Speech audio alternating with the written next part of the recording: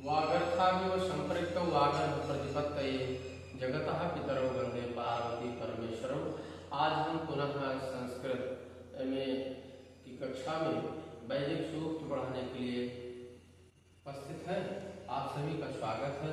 प्रिय छात्र छात्राओं, अग्नि सूक्तम ऋग्वेद के प्रथम मंडल प्रथम सूक्त का ये दूसरा मंत्र आप सुने। अग्नि पूर्वेभिर्ऋषिभिर्यो नोता नैरुता सदेवा एह वक्षते वक्षते। ये अग्नि पूर्वेभिः ऋषिभिः ईड्यः नूतनैः उत सह देवान् आ इह वक्षते। इस तरह से ये पद पाठ अलग अलग हमने पद में बोल दिया और इसी को अन्वय में यदि हम करते हैं तो यह क्रम से लिखा है। हमने अन्वय लिख दिया है। अग्नि पूर्वेभिः उत नूतनैः ऋषिभिः ईड्यः सह देवान् इह आवक्षते। इसका अर्थ, सरलार्थ, भावार्थ हम पदार्थ जो है आपको बताना चाहते हैं। अग्नि ही आप समझते हैं कि अग्नि देवता के लिए अग्नि शब्द का प्रयोग है।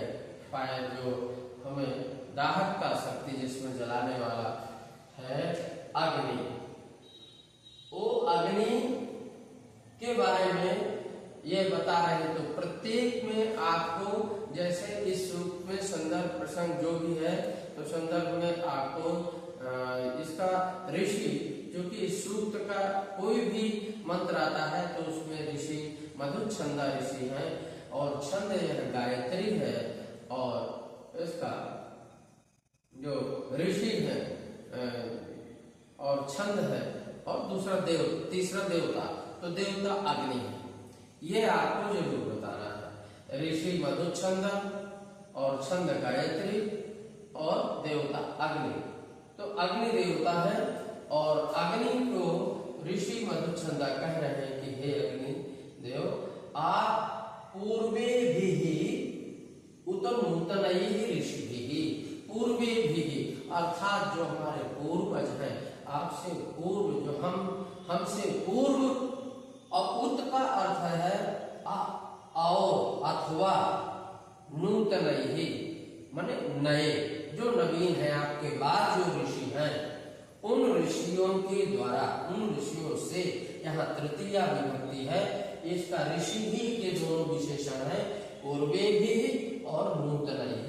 उत जो है आहोषित अथवा और दोनों का वाचक है वो, तो पूर्व अथवा नवीन, अर्थात पुराने, प्राचीन और नवीन सभी ऋषियों के द्वारा आप क्या है, ईड्यः भवान, ईड्यः भवान स्तुत्यः, ईड स्तुतो धातु है, यहाँ यद प्रत्यय है। यहाँ जैसे रि हलोर नेत में यहाँ हलंत से और कहीं कहीं यद प्रत्यय की भी बात आई है, तो अचो यथाजंत धातु से यद होता है। ईड्यः अर्थात यहाँ यद प्रत्यय करेंगे। योग्यता अर्थ में भी स्तुत्यः ईडितुम योग्यः, अर्थात आप स्तुति के योग्य हैं, स्तुति किए गए हैं।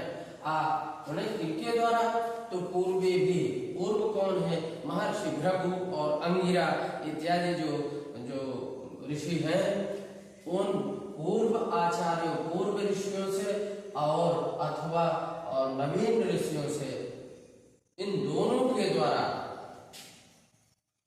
आप प्राचीन और नवीन ऋषियों के द्वारा स्तुत्य है अग्निदेव। सह देवान इह आवक्षते, सह अग्नि ही, वो ऐसे अग्निदेव हैं आप कि अन्य सभी देवताओं को, जिनको आहुति दी जाती है यज्ञ में, उन सभी देवताओं को, यहाँ द्वितीय विभक्ति है, कर्म द्वितीय से बहुवचन जो है, देवा देवः देवो देवा देवाम, देवम देवौ देवान, ऐसा रूप चलेगा। जैसे बालका बालको बालकान, बालकम बालको बालकान, ऐसे द्वितीय का बहुवचन है देवान, अर्थात सभी देवताओं को आप इह माने यहाँ अत्र आवक्षति, आ जो है ये उपसर्ग है, वक्षति वह प्रापण आवहत, आवक्षति, ये लेट लकार जो वेद में प्रयोग होता है ये वहां नहीं होता, तो आवहति, वहत की जगह यहाँ आवक्षति। क्यों कि अगर लट लकार होता तो वहति बनता, आवहति, अब यहाँ पर लेट लकार है वेद का तो आवक्षति। अथवा यह भी है कि लृट लकार में भी आवक्षति यह प्रयोग यकार का लोप होकर के आवक्षति ये बन सकता है। तो अर्थ यहाँ आ को लेकर के आसमंत आवहति आहवयति भी हो कि आप देवताओं को वो अग्निदेव ही है जो अन्य सभी देवताओं को यहाँ इस यज्ञ में, यज्ञ स्थल में बुलाते हैं, उन्हें उनका जो है जो यज्ञ का जो भाग है उन्हें प्रदान करते हैं, उनके मुख में प्रदान करते हैं। तो इसी तरह से अग्नि ही अग्निदेवः पूर्वे भी भृगु अंगिरादि ऋषिभिः पूर्व ऋषिभिः उत आहो श्वेत नूतनैः अन्यैः नूतनैः नवीनैः ऋषिभिः विश्वामित्रादिभिः ईड्यः स्तुत्यः स्तुति कर्तुं योग्यः स्तुत्यः सः अग्निः देवान् इंद्रादि सकलान् देवान् इह अत्र यस्मिन् यज्ञ स्थले आवक्षति आवहति आहवयति, उनको बुलाते हैं और तान सह ददाति मन्ये सह भोजयति, सह अग्निर्वै देवानां मुखम, अग्नि ये देवताओं के मुख है, ऐसा कहा गया। तो इस जो है दूसरे मंत्र का यही भाव है, यही भावार्थ है, इसे आपको समझना चाहिए। और इसमें जो व्याकरण है तो इसमें अग्नि जो है प्रथमांत है, सह भी, इसलिए इसका वाचक जो है ये सर्वनाम है, ये संज्ञा शब्द है और ये भी सब संज्ञा शब्द है, ऋषि भी संज्ञा शब्द है। ये जो है ईड्यः ये क्रियापद है, क्रियापद है। यहाँ पर आवक्षत भी क्रियापद है, वह धातु प्रापण अथवा वच परिभाषण से बोलने के अर्थ में आप सब कुछ उनकी स्तुति में आप बोलते हैं।